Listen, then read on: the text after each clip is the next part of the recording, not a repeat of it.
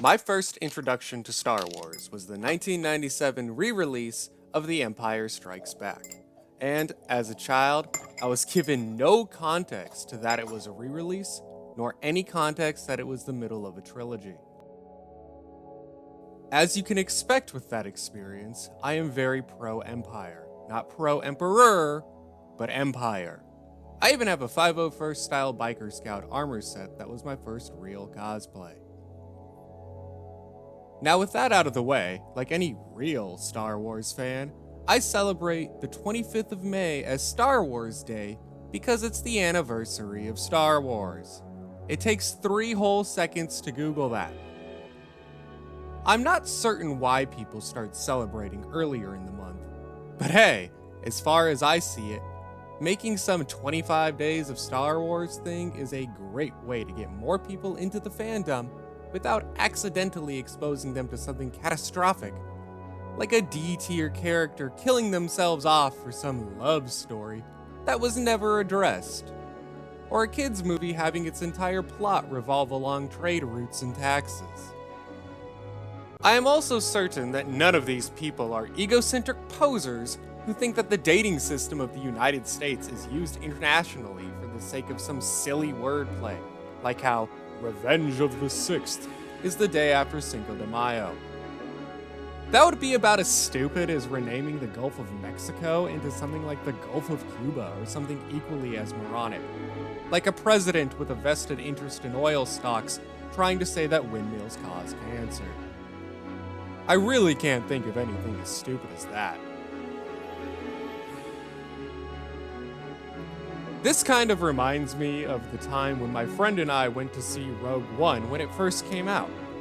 I don't mean a Friday night, midnight release, but a Thursday evening pre-release before the midnight release. I don't know, I guess we do those now. Anyways, I wore my biker scout gear and my friend wore his rebel pilot gear. 'Cause he's a traitor!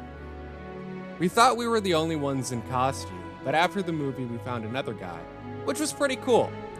Now normally, I'd say it was nice to have people want to take your picture, but oh my god, it was raining. At night. Do you have any idea how hard it is to see out of those helmets during the day? It was so hard to see that I literally had to have my friend guide me into the line with my hand on his shoulder. When we got to the line, we were physically disconnected for all about 10 seconds before I hit a car. Yeah. Anyways, so we get into the theater, and naturally, the people sitting right in front of us, this group of like late teens or early 20s dudes, and like this one dude would not stop talking the entire time. Like seriously, it was so abysmally infuriating that I had to actually pull a Karen and tell him to stop. Loudly. I did out of please at least. Whatever. Long hair, don't care. Anyways, years later I went with my fiance when we were dating to see episode 9. Unfortunately, we made the atrocious decision to get all-you-can-eat sushi beforehand. So, good God, we were uncomfortable levels of full. Rice expands, after all. There was a silver lining in the fact that we were sat across from this table of like late 30s, early 40s people, aka old enough to not be giant, obnoxious assholes at a restaurant. And for the most part, they were pretty cool. But with this one chick, oh my god. She was obviously drunk by the time we got there, and she was so obnoxious I had to, on multiple occasions, convince my fiance not to throw shrimp tails at her. She kept saying she lacked 15. One of the other women at the table was like, what? Obviously assuming she misheard. But this drunk goblin of a human quite sternly reiterated that she lacked 15. She did not look 15. She looked like if Smeagol from the Lord of the Rings films was a crack addict. You know that South Park episode with Snooki from Jersey Shore? Yeah, that's exactly what she looked like. Like seriously, sometimes in retrospect, I wish my fiance would have thrown shrimp at her. Anyways, when they get up to leave, crack addict Smeagol comes back to start tonguing the inside of a sake bottle like it was her dog's yeast infest.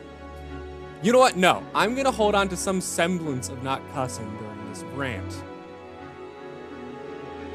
Up next is my favorite part, which is adding the springtails. I only added a few due to the size of the terrarium and the fact that the mother culture was in a waning phase. However, it's more than enough for a terrarium of this size. So this is what we had on day 1. I don't know why my phone decided to start filming vertically, but it did. Can't really go back and change that now. So this is what you get. Sorry.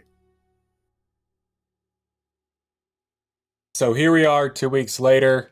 I generally like to wait a little bit longer, but whatever. So one of the first things you'll probably notice is that over here and over here, I have added some sticks to, create some more depth going on back there. I also think it will help the spike moss have something to climb up and, build some structure.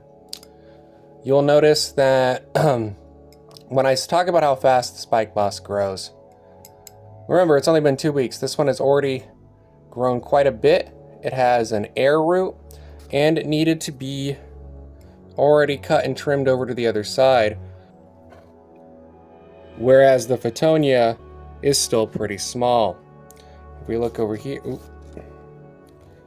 if we look over this way, you'll see that we got one little baby root coming out of that one, and the other one's not so much. Even the piece that already got cut already has a root forming. This piece over here, this is a terrible decision. This piece over here has that nice air root, and the moss has grown a bit more lushly.